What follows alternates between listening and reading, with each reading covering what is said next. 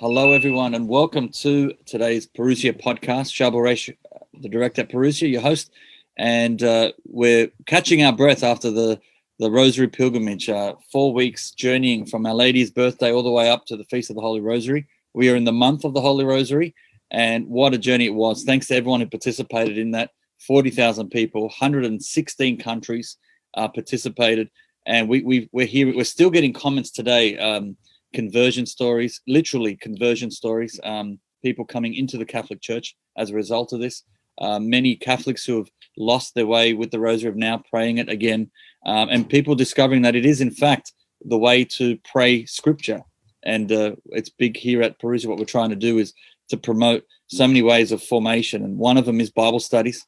You can now purchase it. It's now available for purchase. If you get onto the website, go to purchase, you can click on Rosary Pilgrimage. It's only $19.99 Australian. That is about $14 US. It's nothing. You can get it, own it, and watch those meditations over and over again. So please go check that out. And many of you who have participated, it's a great gift as well, especially during the month of the Rosary. So take advantage of that. I'm excited because we are up to now session 4 of a virtual Bible study, and it's with none other than the founder from the website CatholicConvert.com, the pilgrim guide himself, Steve Ray. Hi, Steve. How you doing? Hello, Charbel. I miss the Holy Land in the Middle East and Europe. We've been grounded, but normally, if this was normal times, I'd be in Israel right now with 2 sold-out buses. I had 2 sold-out buses. Yes. And we had to move them now into next year, but I'd have been in Israel right now with 100 people. Wow. And wow. That's kind of sad, but I'm glad we can kind of do a virtual. What we're really doing here is a Bible study, but it's also a virtual pilgrimage of all the biblical lands. We started out in Iraq and Turkey with Abraham and Israel and Moses in Egypt and Jordan of today. And now we're going to the prophets, the Jordan and Israel and all the Palestinian areas for Elijah and Elisha. So even though I can't travel, we're grounded for a while till April 7 is my next trip. And then people should know, all you Aussies, I love saying that, you and Harvest Tours are going to go with us to the Holy Land in February, I think it is, or in the first part of 2021, 22. Yes. 22, that's right. So start keeping that on your radar. We don't have the brochures up yet, but we will be taking a group of Australians along with Harvest Tours in 2022. Yes, absolutely. I'm looking forward to that. I will be on that one. I can't wait for that. And it's been one of my goals for at least a decade now to try to go to the Holy Land with you. I hear so much about it, and so can't wait to join that. Today's show, Elijah and Elisha, prophets. This is in the series. You've got 9 DVDs out in the series. One more to come to complete the series, but in this series we're trying to go through the 9 that are currently out. What a journey it's been. We've gone through Genesis and Exodus. We've done all of that, Moses and King David, Solomon. Now we're up to the prophets. So where to begin, Steve, with this Bible period? Well, the whole idea here is to go all the way from creation to the Apostolic Fathers in the early church. And we've done, like you said, Genesis with Abraham, Isaac, and Jacob. And then the second one was with Moses and Joshua going through the book of Exodus. And then we also did the book of Judges. And now we covered the kings. We're covering now the prophets, and I call them the conscience of the kingdom. The kings and the priests and those leading Israel were just as bad as a lot of people leading our countries today. And they needed prophets to be the conscience, to be the voice of God, to correct them, to speak out. We need more prophets today. I wish the bishops would do more to fulfill their job as being prophets. That's one of their callings. And I wish they would do more to do that, calling people out, recognizing sin, not only in the church, but in the culture. And so today we're going to cover the prophets, starting with Elijah. We're going to hit the 2 biggies, Elijah and Elisha. Now, when Jesus referred to the Old Testament, he didn't say in the Old Testament, because there wasn't an Old Testament. There was no Old and New Testaments. When Jesus spoke of what we call the Old Testament, he referred to it as the law and the prophets. We're going to cover the prophets. These two guys, I'm going to start with Elijah. Who were the ones at Mount Transfiguration? Well, they were Moses and Elijah. Why those two? Because that's the law and the prophets. They summarize the whole Old Testament in Jesus's time. Moses represented the law. Elijah, who's called the father of the prophets, he was there on the Mount of Transfiguration, the law and the prophets. And I think they're handing the baton onto Jesus. They said, we brought it this far, Jesus. Now you go all the way to the New Testament, the New Covenant. And so that just shows how important Elijah was. So we want to talk about Elijah and Elisha. When I was a Protestant, we called him Elisha. When I made the movie, I had to start using the Catholic name Elisha, because if I said Elijah and Elisha, they were too close, and people would, which one was that you were referring to? So I've learned now to call them Elijah and Elisha, even though Elisha sounds like a girl's name, and he was anything but feminine. So I've learned to call him that. Now, in the Old Testament, in the Catechism, we learn that they are saints. And in the Eastern Church, you come from Maronite, where That's you right. come from, you recognize Saint Elijah, Saint Moses, Saint Elisha, yes, Saint Abraham, Isaac, and Jacob. We in the Western Church don't do that much. And most Catholics of the Western bent from the Latin Church are surprised if I call them Saint Elijah or Saint Elisha. But in the Catechism, paragraph 61, the patriarchs, prophets, and certain other Old Testament figures have been and always will be honored as saints in the liturgical traditions of the church. These patriarchs, prophets, and others are considered saints. Now, Adam and Eve are saints. People don't know that they have their own feast day, Adam and Eve. It's December 24th. Christmas Eve is the feast day of Saints Adam and Saint Eve. Wow.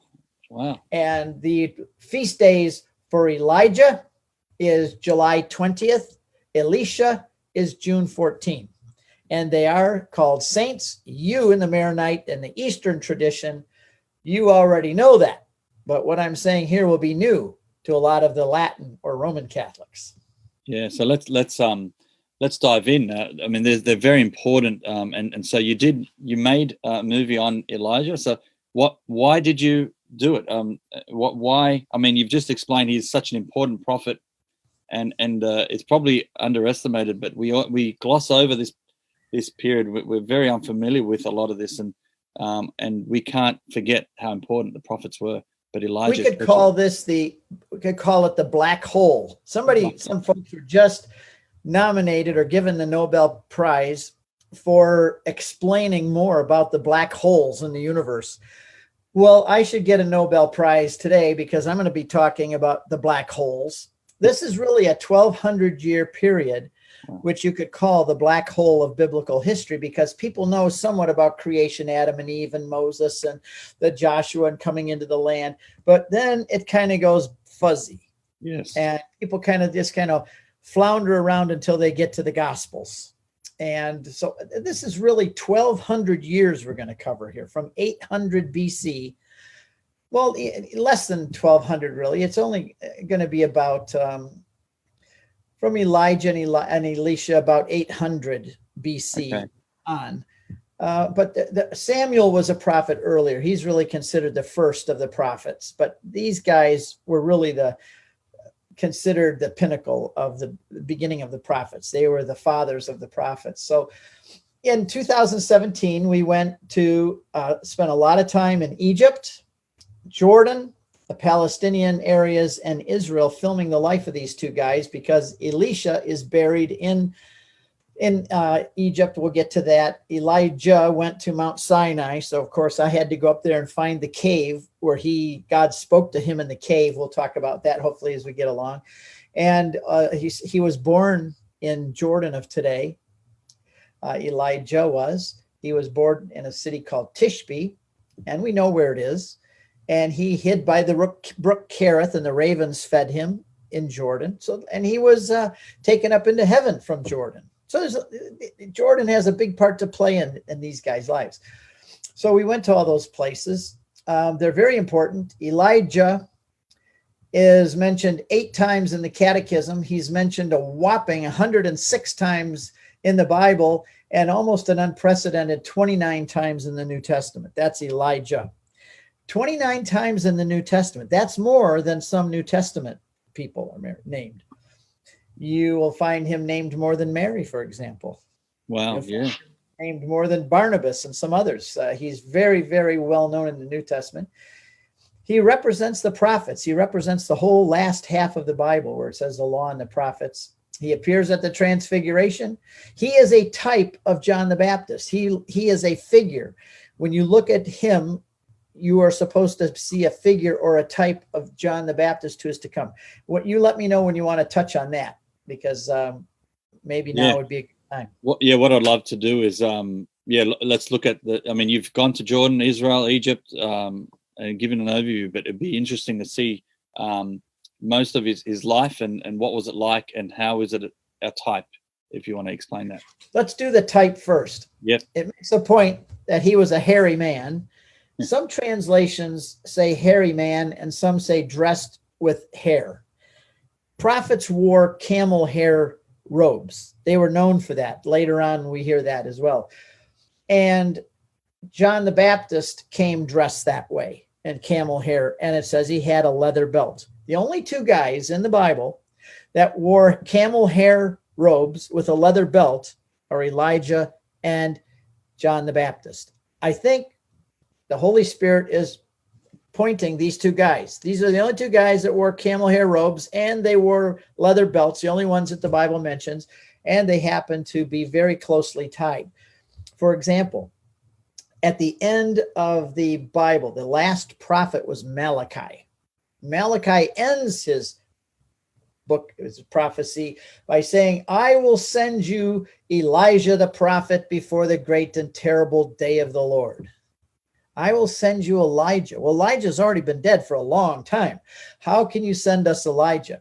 Well, Jesus says that whether you realize it or not, John the Baptist came in the power, spirit and power of Elijah. He is the Elijah who is to come. So in other words, the last prophet of the Old Testament, Malachi, said that 400 or 500 years from now, before the great and awesome day of the Lord, a guy named Elijah, or who will represent Elijah, is going to come and prepare the way of the Lord. Well, that man was John the Baptist. So John the Baptist really fulfills the type of Elijah. Also very similar, though. They were both kind of hairy guys out in the wilderness. They were both they were recluses. They were like monks. They didn't fit well into society. John the Baptist, I think we all think that he was one of the Essenes from the Dead Sea Scrolls, that he was down in the city of down in Essene area where that took place. And he was kind of countercultural. He lived in the wilderness. He had an unusual diet. He ate grasshoppers and honey. Now, some people say locust is a tree and some white thing. Come on. He ate locusts, which are grasshoppers. In the Leviticus 11:22 in the Bible, it says the Jews are limited. They can't eat a lot of things. They can't eat shrimp. They can't eat shrimp on the Barbie. They can't eat lobster and crab and all those great things that I ate when I was down with you guys that come right out of the water when you're in Sydney there. They can't eat those. They can only eat fish that have scales and fins. They are limited what they can eat. But in Leviticus 11:22, it says that they can eat insects that hop, grasshoppers, crickets, and locusts. That's part of their diet. They could eat those. Mary and Jesus ate them too. Many people in the third world today eat grasshoppers because they're high in protein and they're plentiful. And the Old Testament law allowed the Jews to eat locusts, grasshoppers, and crickets. Well, that's what John the Baptist ate. By the way, when I'm in the movie, you tell them. Yeah, I noticed you gave it a shot too. You tried it, and I think that was very funny. When I'm explaining what I'm explaining right now, I was sitting in front of a fire with a frying pan. Yeah. And I'm stirring away, and you could hear the olive oil sizzling and I said, "No, by the way, these grasshoppers taste great." When I make my movies, I really live it. I love living the Bible in the Holy Land. I even ate a raw grasshopper once when I was out with a bunch of folks in Qumran, which is where the were. And I was explaining, because that's down by where John the Baptist was in Qumran. He was baptizing only about 3 miles away from Qumran. That's why we believe that he was part of that community. And by the way, part of that community, they also would have known Jesus and been his first disciples there in Qumran. That's all stuff we'll talk about when we go on the pilgrimage. But I explained to people that John the Baptist lived down here. He ate grasshoppers. It happened to be in the fall. There are grasshoppers everywhere. And I jokingly said, if you catch a grasshopper, I'll eat it. So 4 smarty pants is what we call them up here in the States, decided to go get one. A couple minutes later, they came back with a 4-inch wiggly grasshopper. And they said, what you going to do now, Steve? My wife says, you aren't. I said, Janet, you know me better than that. I love living the Bible in the Holy Land. So I chucked that grasshopper in my mouth. His legs were kicking on. I pushed him all the way in, chewed him up, and swallowed him. I love living the Bible in the Holy Land. Everybody's going, that's gross. That is really gross. I said, wait a minute. The Holy Family ate these. People in those days, because it was part of their diet, they would have eaten it, high protein. Well, anyway, so John the Baptist is a fulfillment of Elijah, and he comes in the spirit and power of Elijah. So those two are very well linked. Now, that also then begs the question, are Elisha, and Jesus linked? Yes, they are also. Elisha is a type of Christ. So you have Elijah and John the Baptist, Elisha and Christ. And if you follow through the Bible, and I'm not going to do that for everybody today, you're going to do it on your own or watch my movie because I explain it all there, you'll see that they are types and antitypes or fulfillments of each other. Fantastic. Were they how far apart Elijah and Elisha, I say Elisha, but how far apart are we talking about? They Elijah was already getting to be an old man, probably. He was because once he chooses Elisha to be his prototype, he chooses him to be his deputy, so to speak. And the way that happened is, if you see me go up into heaven, then you'll be my successor. You'll succeed me. And the way he did that was by throwing the mantle. Now, let me explain that. Not only did he wear a camel's hair robe and a leather belt, but he had what was called a mantle. And in the movie, I have a big lamb's wool, a brown lamb's wool hide, and I wore that around my shoulders. And when he gave that to Elisha, and when we did the scene, it was in an area between Israel and Jordan, and it was a military zone. And the place where Elisha was born was Mahula, and it's behind barbed wire.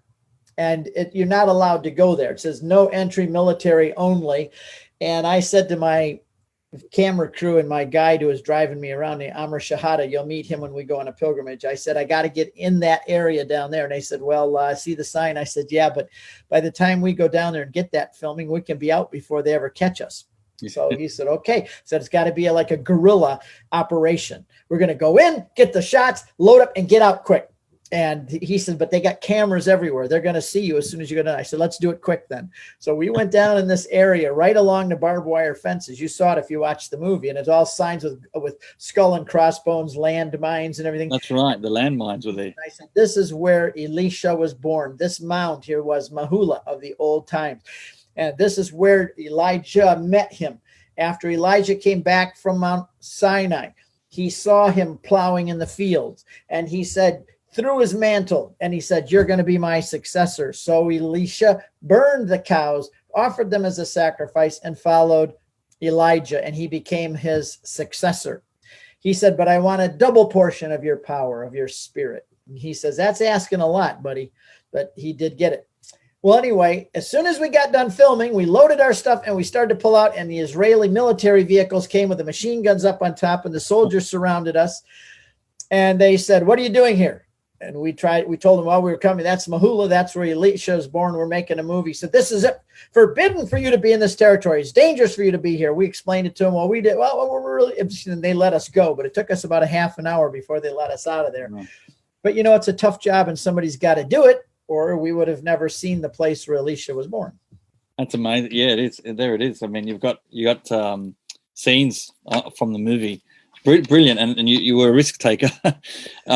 Now, tell us some highlights. So most of Elijah's life was outside of Israel. We mentioned also assumed from Jordan, but tell us a bit more about some of the highlights. The book of First Kings has what I call 6 episodes of Elijah's life. It's not like a continuous story. It's like cycles. Here's one event of his life. Here's another event. It touches on 6 events of his life. It's written different than the stories of other biblical characters, but it's really interesting. There's one where he goes up to Zarephath, which is in Lebanon of today, up by Sidon. He went up there to Sidon, and he took care of a woman, a widow of Zarephath, and he gave her, multiplied for her lots of food, the oil and the wheat flour. That's one. 3 years later is the biggie, where he has a challenge of Baal. We'll talk about that as a separate thing. The third event is he goes to Mount Sinai, where he meets God. And that's where we went to Mount Sinai, and he went into a cave, and we found that cave. There's a Greek Orthodox church in front of it, but we looked through a keyhole. It was a very interesting scene where we looked through the keyhole and we saw the cave, and we were right up on the side of the mountain where that was. And it's where it says that there was an earthquake and there was a fire and there was lightning and thunder, but God was not in any of those, or earthquake. And then it said there was a still small silence, and God was in the silence. Yes. And in the movie, I said that Elijah needed a spiritual director, and God was his spiritual director.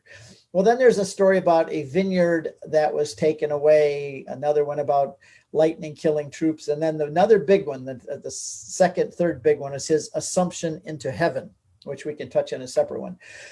But the life of Elijah was fraught with danger. He was an exile because Ahab was the king, and Ahab was married to a very evil woman named Jezebel. She was also from Lebanon. She's no reflection on the goodness of you folks. She was the worshiper of Baal. By the way, if you want to see Baal, here he is. This is the god Baal. This is actually an actual statue of Baal that's 3,000 years old. This is one that some Israelite or Sidonian used to worship. This is actually an antiquity from Israel. I did have the priest exorcise them and sprinkle them with holy water. Other images of Baal. I have 4. These are 3,000 years old. What you're holding there? These are 3,000 years old, right? These are antiquities, and this is Asherah, who was the escort of Baal. You can see she's laying down here, but that's Asherah, who's mentioned many times in the story of Elijah. And these were the gods, and they were interesting. They were the gods of rain, because everything there was agricultural. You lived by the rains. You came out of Egypt and you were making bricks. You didn't know how to make fields. You didn't know how to grow crops. They'd always been in the mud with their feet making bricks. And now, and having sheep and bricks, that's very different than growing wheat and barley and corn. So now they're in this land and they have to learn how to do that. How do they learn it? They go to the Canaanites who lived there, and the Canaanites taught them the agriculture, how to plow a field, how to make a plow, how to raise the grain, and how to then use the grain. But if it didn't rain, all of that was wasted. Rain was the most important thing. In any agricultural community, rain is so important. And the gods in those areas are usually fertility gods that bring the rain, they bring the crops, they bring the life. And so Baal was the great god of the rain, of the storms, of lightning. He was the god that brought them these things, and he was considered a fertility god. So all of their ceremonies were very sexual in nature. Very sexual, because in a way they viewed the gods coming down and impregnating the earth with the water, and then the earth would bear fruits. It's a very sexual image of the gods overshadowing the earth. And the rain comes down, the seed, so to speak, and then the crops come up. So everything was very sexual. Now, at this point, I think I would touch on a few things. Why did these people, why were they so seduced by the gods? Yeah. They had Yahweh. Yeah. They had Yahweh. He brought them out of Egypt. It wasn't a stupid golden calf. It wasn't dumb Baal, but this was that he had a duel with Baal in a bit, and we'll talk about that. I call it the dueling gods when they have two altars. But one of the reasons that they fell for these gods, that they were seduced by them, is because they didn't know how to do gardening, and they learned it from the Canaanites who were living in the land.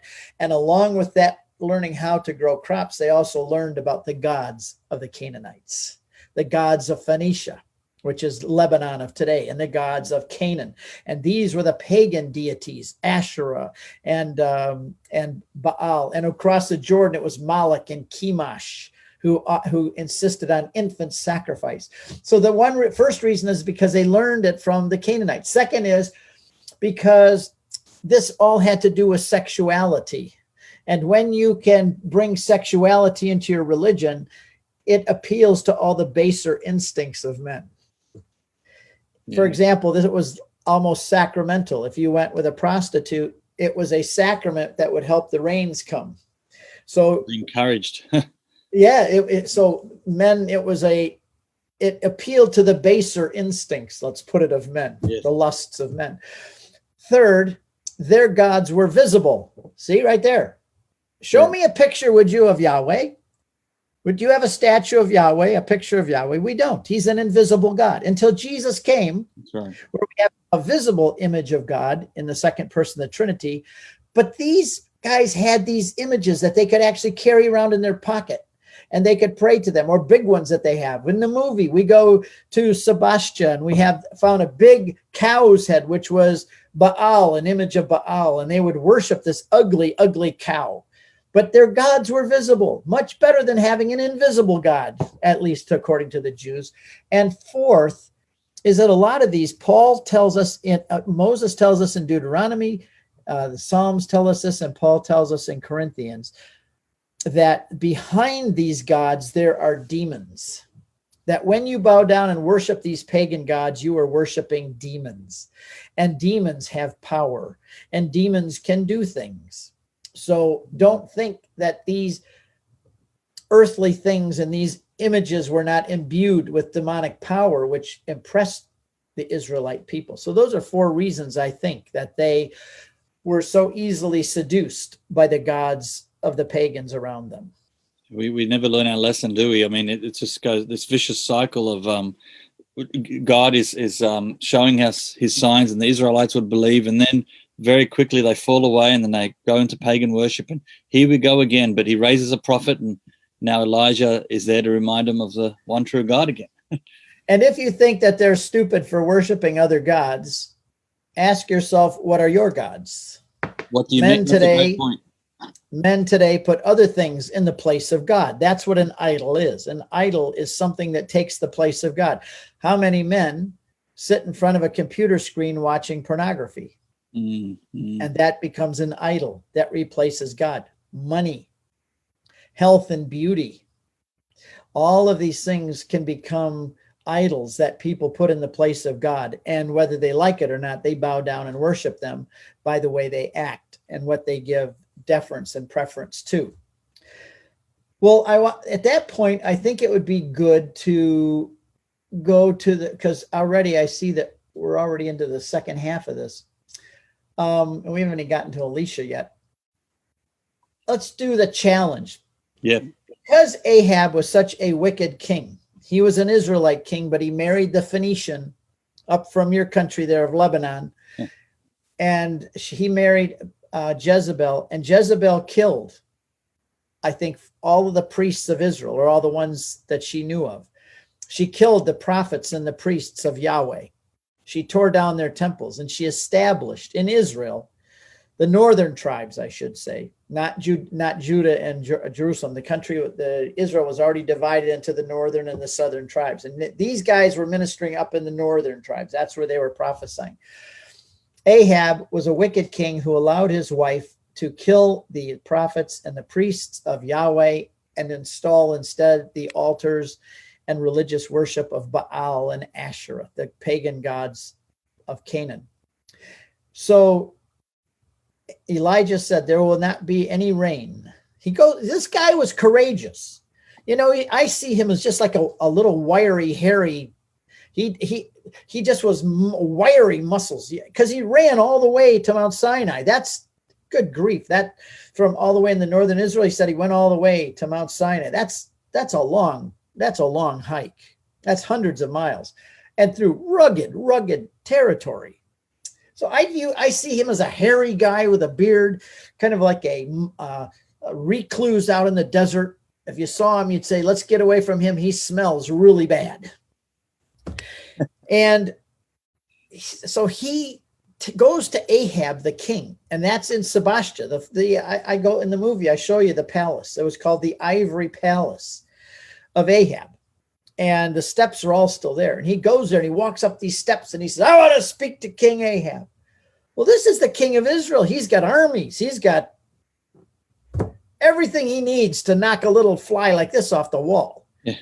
And Elijah walks up and said, there will be no rain until I say so. And then he went and hid at the brook Kerith, which we found also on the Jordan side of Israel, on the Jordan side of the Jordan River. And it wasn't too far from where Elijah was born in Tishbe. And he went down there and hid by the brook. And the ravens brought him food. God commissioned ravens to bring him food. And he drank from the brook until, with no rain, the brook dried up. So he was being fed by these ravens. Now, I did my best to get a raven, but I'll tell you, it's impossible to get a raven. I did find a raven. And the day before they were going to bring him to me, the raven died. So we did some fancy work to show you ravens. But now he went and hid. But what happened then, he challenged Ahab to a duel. In the West, out here in the West of the United States, I don't know. You probably had duels too, but that's where two guys going to test each other. They get the guns and they turn around, they walk 20 paces, turn around, bam, shoot at each other. Whoever dies, doesn't win. That's right. He challenges Ahab to a duel. He says, we're going to go up to Mount Muraka.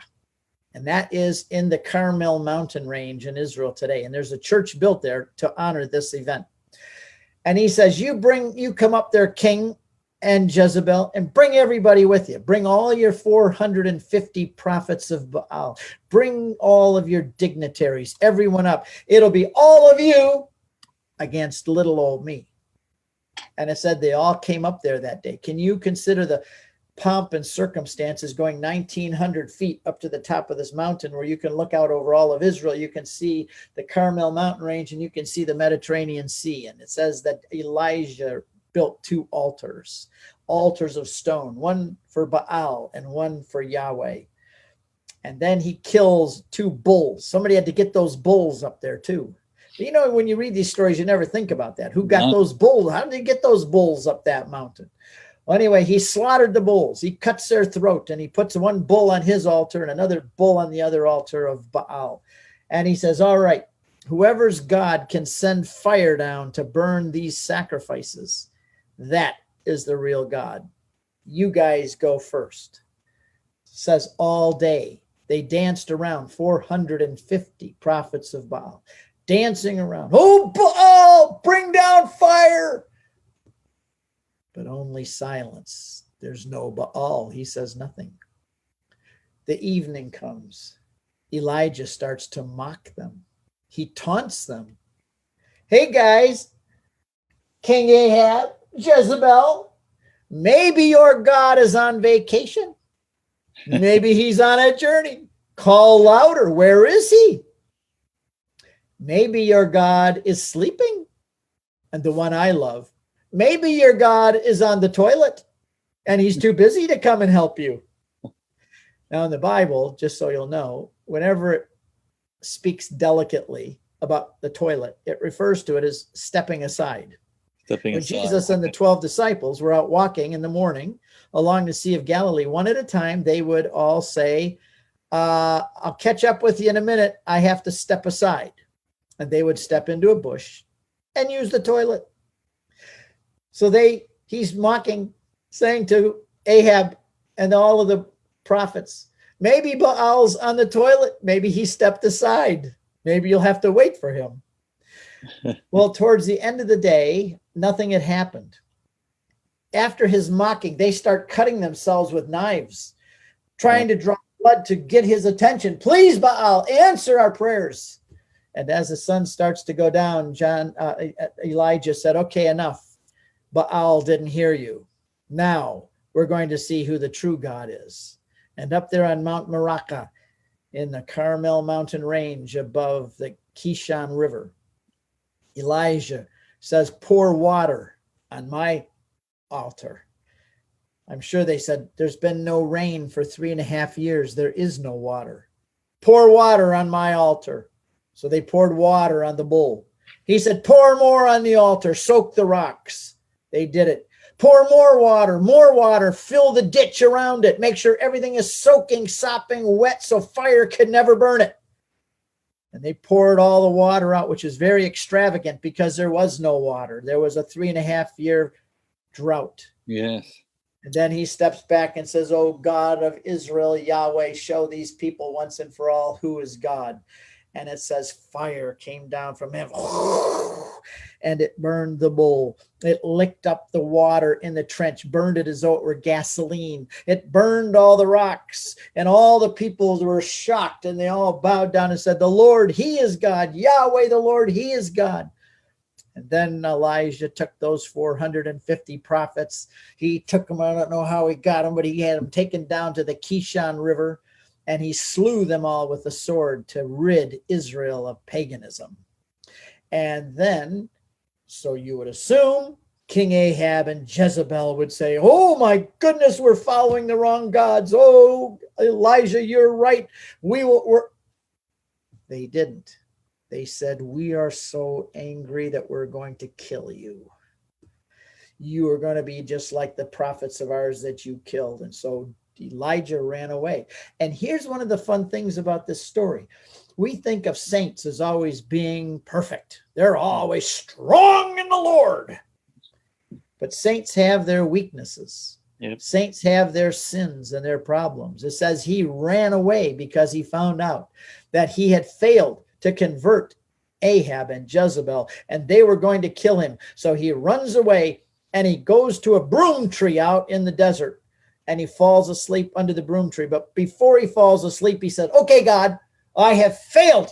So just kill me now. Just kill me and get it over with. Now, you don't think of a prophet and a saint saying that. Like, I give up. I failed. I'm no good. Just kill me. Go ahead. I want to get it over with. Where are you? Kill me. And he fell asleep.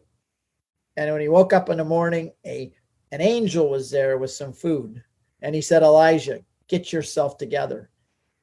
Go to Mount Sinai. So at that point, he goes all the way to Mount Sinai. That's a long way. That's all the way down through Israel, all the way down through Israel is roughly 360 some miles long. Very skinny, but very long. He went all the way down there. Then he crossed into Sinai, and he has to go all the way down to the tip of Sinai to Mount Sinai, and also it's another name for it is Horeb. And he goes all the way up to Mount Horeb, and he waits to see, why did God tell me to come all the way here? And he's in a cave.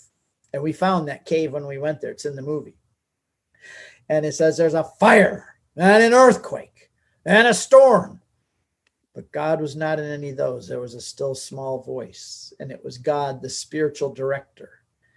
He had a little chat with a whisper, and Elijah was renewed and reinvigorated. So, there's a point to this. Sometimes we need to get away from computers and gadgets and people and all the noise, and go and listen to the small voice of God. Sometimes the best place to do that is in front of the Blessed Sacrament. And just people think when they go for a holy hour or to the Blessed Sacrament, they have to talk. God, I'm here. I'm still here, God. Can you do this for me? Can you do that for me? What else should I say? Oh, I'll read a couple verses in the Bible. Okay, now, sometimes the best thing you can do in front of the Blessed Sacrament is just shut up and let God speak to you. It's usually a still small voice, and he doesn't intrude into our life. He invites us to come and listen, and he'll do that. So that's what Elijah did. Elijah went up there to that mountain. He met with God, and then he came back. The first thing he did when he got back is he saw Elisha, and he threw his mantle on Elisha, who was a farmer. and said, you're going to be my protege. You're going to follow me. So that brings us up to his assumption into heaven. Yeah, and that's amazing. He is assumed into heaven. This is radical, right? What's going on here? How do we know this? And I guess why would God do that? What's so significant about this assumption? We know of two men who were assumed into heaven, body and soul. Enoch, in Genesis 5, it says Enoch walked with God, and he was not, because God took him. There's a guy walking along, and all of a sudden, where's Enoch? I don't know, but there was a flash in front of me, and I think it was him. The book of Hebrews refers to that and even uses the word he was assumed into heaven. So for those who want to say that he was just taken up in spirit, he was body and soul taken up into heaven. Elijah was the same way. He was on the other side of the Jordan River, and there's a place there called Mar Elias, Saint Elias. In Arabic, Mar means saint, and Elias is the word Elijah in Arabic. Right. So it's called Mar Elias. It's the hill of Elijah, and it's right near the place where he was baptizing. And at that point, he said to Elisha, I'm going to go. Elisha said, I want a double portion of your spirit. Elijah said, that's asking a lot. But if you see me go up, then you will receive it from God. So Elisha's watching. And right, they get out there by the other side of the Jordan River there. And it said there's a whirlwind, and the heavenly horses from heaven, come down in a chariot, and they pick up Elijah and they take him up in a whirlwind to heaven. Elisha said, I see them, Father Elijah. He called him Father. I thought you're not supposed to call anyone Father, right? Call no man Father. But Elisha says, I see them, Father. They're the horses of heaven. And at that moment, Elijah threw his mantle down, and it came to Elisha, and he received the power. And then he crossed over the Jordan River, and he took his mantle and he slapped the water of the Jordan River, and he says, where's the God of Elijah? And the water parted for him to go across. Now, one thing before we go any further, I told you that John the Baptist was a fulfillment of Elijah. You don't see these things unless you know the land and the proximity and where things happened. People don't know where Elijah was taken up into heaven, and they don't know where John the Baptist was baptizing.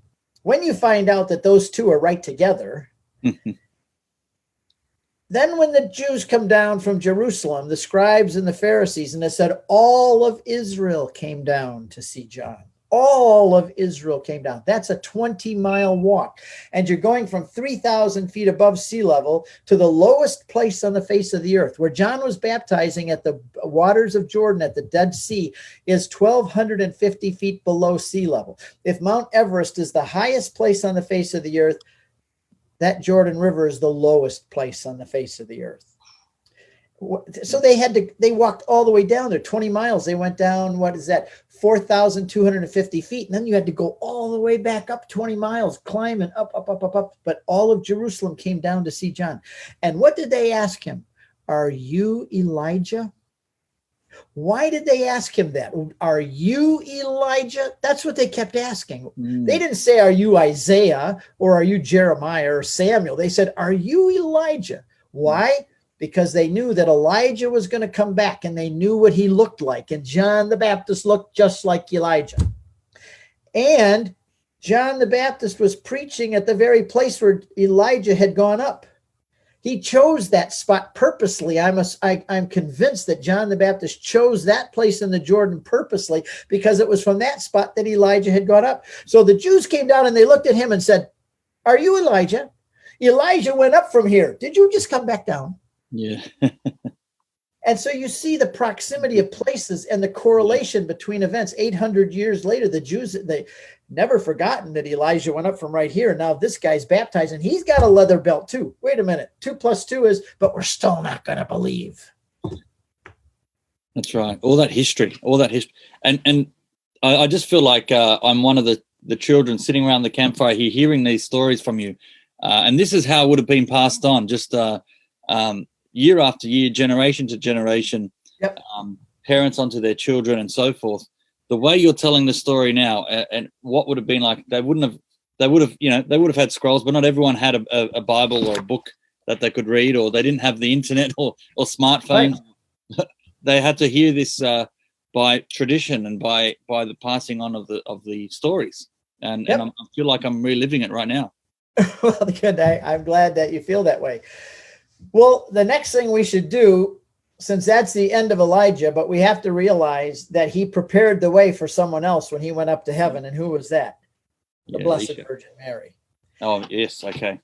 If two men can be taken up to heaven, body and soul, what's the big deal if God decides to take the mother of his son up to heaven? And all the more appropriate, we're going to talk about Mary next time. In a month from now, Mary will be our topic, but how appropriate that Jesus is the king, and kings always have queens, but the queens are never their wives, they're always their mothers. Yeah. So Mary is taken body and soul into heaven to be seated at the right hand of her son, to be the queen of heaven. This is very biblical. We'll talk all about that next time. But now you have Elisha, and he's now going out with the power of Elijah, carrying that mantle. And one of the most macabre, I think in England they say macabre, it means really bloody and horrific, is that he just crosses, Elisha crosses the Jordan. He just leaves Elijah going up, crosses the Jordan back into Israel, and a bunch of young people, young guys, more than 42. There probably was about anywhere between 50 and 100 young men came down. It says boys. And they start taunting him. I'm going to take my hat off for this scene. Yeah. Because Elijah was a hairy man, but Elisha was a bald-headed man. Elijah was old, Elisha was young. Elijah was a recluse, a kind of a hermit living in the wilderness. Elisha is much more urbane. He feels comfortable around people and in the cities.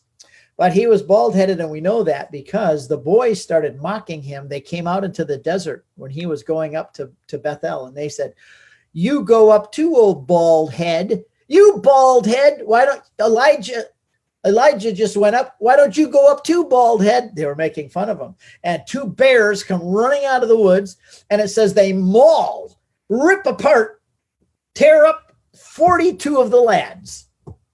Well, we know there were at least 42 boys there. There probably was 50 to 100. And I've been in a crowd like that once in Israel, actually, in the Kidron Valley, where a whole bunch of young Palestinian boys surrounded us when we were filming, and they wanted money. And one of the crew said, "I'll just give this guy a shekel just to get him off our back." But you know what happens if you throw bread to a seagull? You get 100 seagulls all of a sudden. And all of a sudden, there was like 50 to 60 young guys that surrounded us, and they were climbing at us, trying to pull us down to the ground, going in our pie. It was very scary. And I don't remember to this day how we got them to stop, but we did. And I think that the guide at the time had a gun. You know, a lot of the Jews carry guns in the back of their belt. And I think that he might have pulled that, and they left us alone. I don't remember exactly how that happened, but this was a very scary thing also for Elisha, to be surrounded by 50 to 100 young men who are mocking him.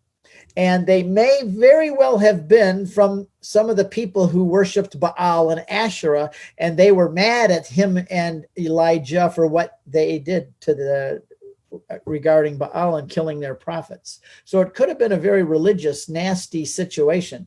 But two bears came out, female bears came out of the woods and ripped those boys up. And one thing that you can learn from that is never make fun of a bald-headed guy. I think God has a special place for us. So that's an interesting story of Elisha. And he lives for a long time, I think almost 40 years, if I remember right. And he does a lot of the miracles Jesus does. I said that Elisha was a type of Christ. And if you go back and look, I haven't counted him exactly, but he asked for a double portion. And I think if you go back and count, he does exactly twice as many miracles listed as Elijah does, with twice the power. And he also does a lot of the same miracles. He multiplies loaves for a group of 100 men. They only have a few loaves. He multiplies them so that enough people could eat them all. He raised the dead. He did other things like that were miracles that were pictures of Jesus doing miracles. Now, Elijah was taken up to heaven. Elisha was not. Elisha was buried in Sebastia. And there is a tomb there to this day. I go in that tomb to show you. He was buried there. And then John the Baptist, when he died, was also buried, the body, not the head, because the head was cut off. Somebody else got that. But the body of John the Baptist was buried with Elisha in Sebastia, which is in Samaria of today. And it's now it used to be a church, but now it's a mosque. And the head of the mosque let us have access to all those places. It was good. But there was a time when Justin the Apostate, I think about 400 AD, he was an apostate. That's part of his appellation now, his title. He was a apostate. He wanted to desecrate the tombs of Elisha and John the Baptist, but some smart monks heard about it. So they whisked the body away, both of the bodies, the bones, and they took them down to Egypt. So when Justinian the Apostate tried to desecrate it, he did the tomb, but he didn't get their bones. Now, St. Jerome, before this happened, tells of pilgrims who used to come there, and miracles were performed in front of the bones of John the Baptist and Elisha. Said that demon-possessed people would come there, and the demons would go crazy, and they would hang upside down and scream and bellow because of the bones were so powerful, the bones. And these are early stories of the relics. See, we Catholics, we don't really know our history as well as we should. Yes. Anyway, they took those bones down to what's today, and it was back then too, the monastery of St. Macarius. And they put those bones there, and my wife and I went down there. We celebrated the liturgy with the bishop of the monastery because we couldn't go to a Catholic mass, and it's licit for a Catholic to do that. So we went to that Coptic mass. It's a licit sacrament. They still have the priesthood.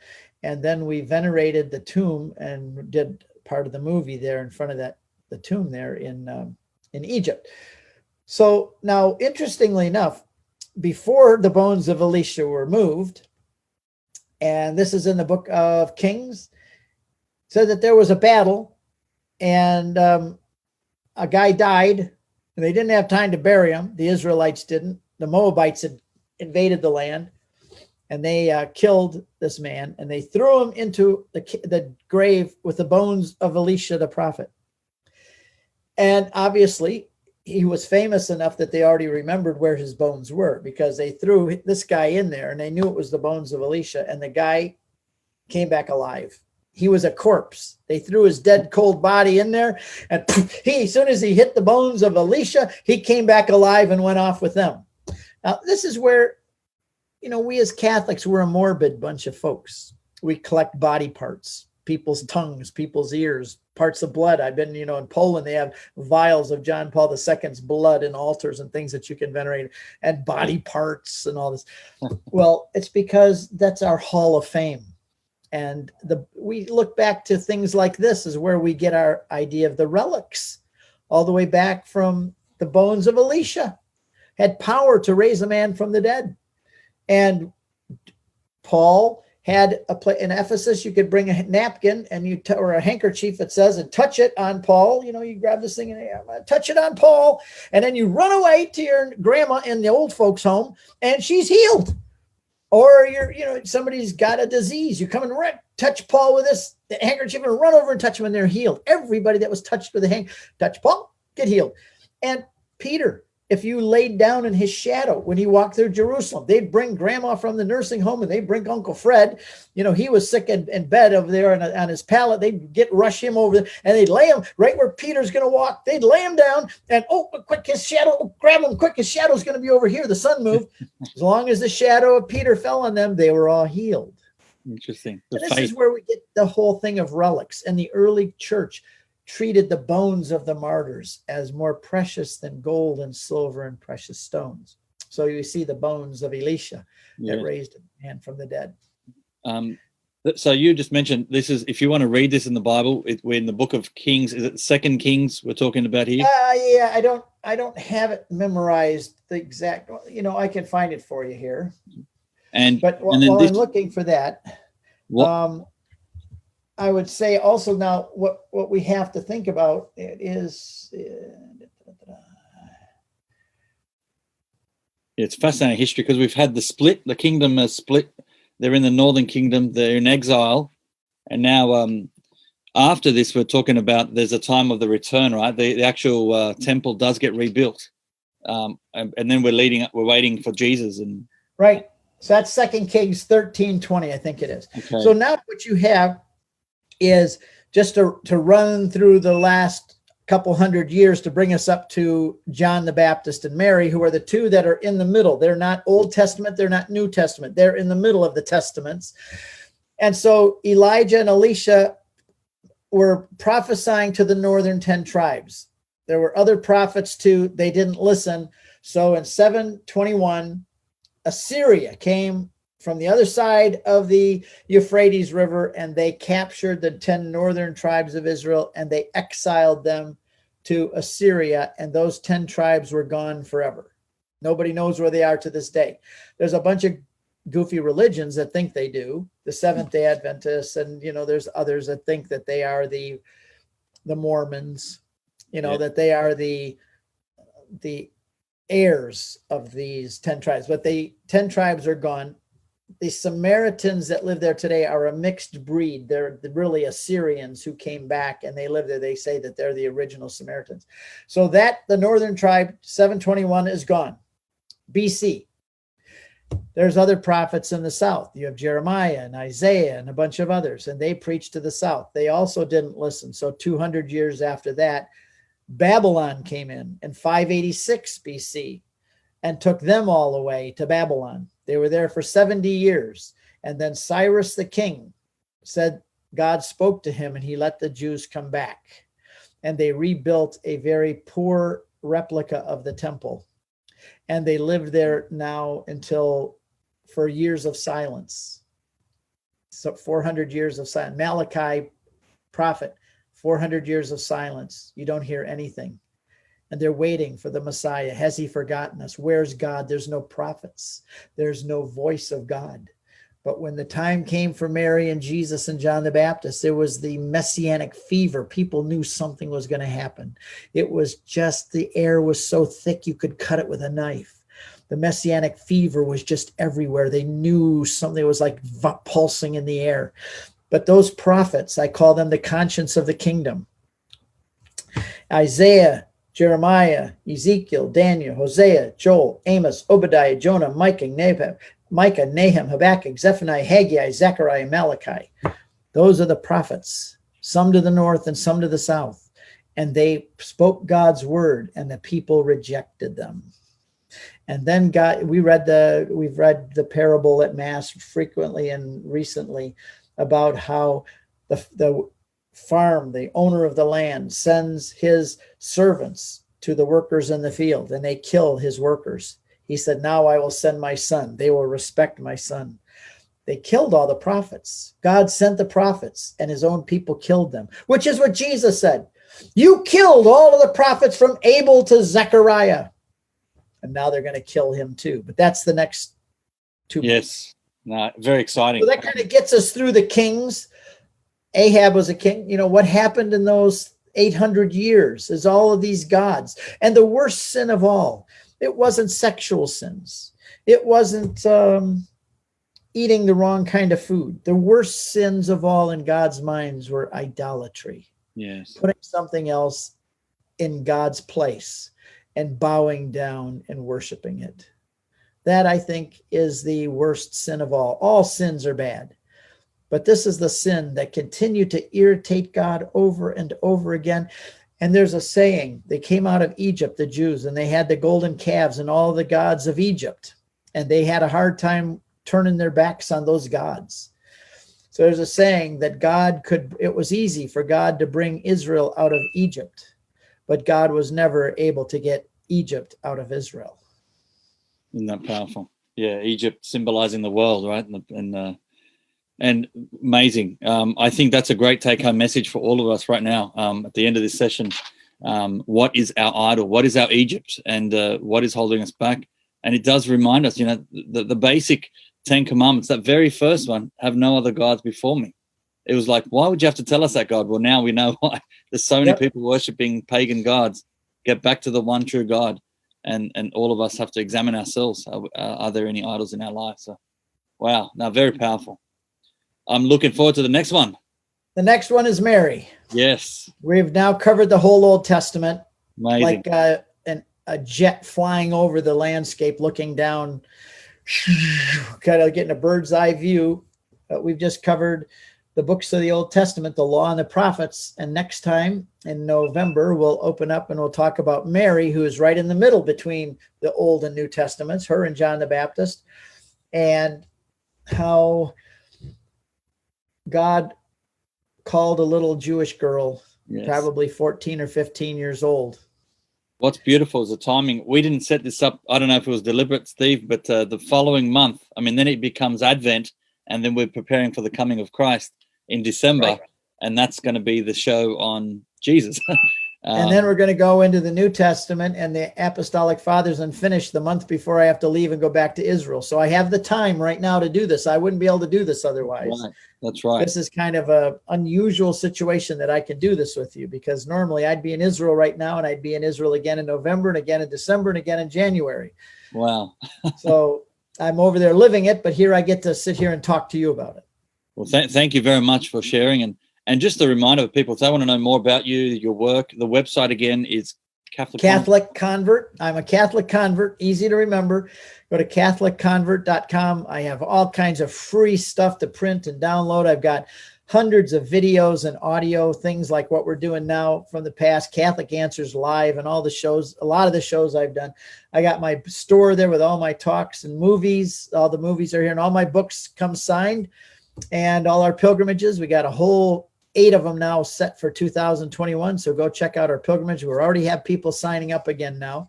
Excellent. And I put up a blog every day with pictures of my beautiful family and all kinds, everything in politics and biblical and Catholic on my blog. It's a real mixture of stuff, and I think people enjoy it because it's not boring. Well, I love it. I love that you've dedicated your life to this, and you're still evangelizing through all of the work that you're doing, and bringing the gospel to everyone. We need it desperately today. Praying for the elections in America. I think next time we get together, we may know who the next president is. So we're not sure. I already know who the next president is. That's right. I have no doubt it's going to be President Trump, and we're all going to rejoice because we're putting in conservative. Look at this judge she's going to get in too. She is a faithful Roman Catholic, raising that big family, adopting some kids from Haiti. She's magnificent. She's going to be a marvelous judge. And we're getting back to the point where we're getting rid of these judges who are all pushing abortion and infanticide and euthanasia and all these godless pagan ideas, LGBTQ and all the others. And we're getting back to getting some judges who are going to go back to treating the Constitution with respect, the way it was meant to be treated, and hopefully bring some Christian sanity back into our country. Thank you, President Trump. May God bless him and give him another 4 years. Praying for that. Amen. Well, thank you. Anybody's out there a Catholic? I'm not a priest. I'm going to tell you, please go vote for Trump. There's never been a more pro-life, pro-freedom, pro-religious freedom president in my lifetime. This man needs to be put back in. You may not like him. So what? You know what? I'll close with this. If I had brain cancer and I had to find a surgeon, I would rather have an atheist Catholic who is an excellent surgeon than a lousy Baptist who's only done one surgery. I don't care if the Christian brain surgeon is more moral and upright living. If he doesn't know what he's doing, I prefer to have the atheist brain surgeon do the work on me. We're not hiring Trump because he's an outstanding saintly man. We're hiring him because he knows how to fix our country, and he's doing it and defending pro-life and all the other liberties that we know we should have that are being stolen from us. Very well put. Spot on.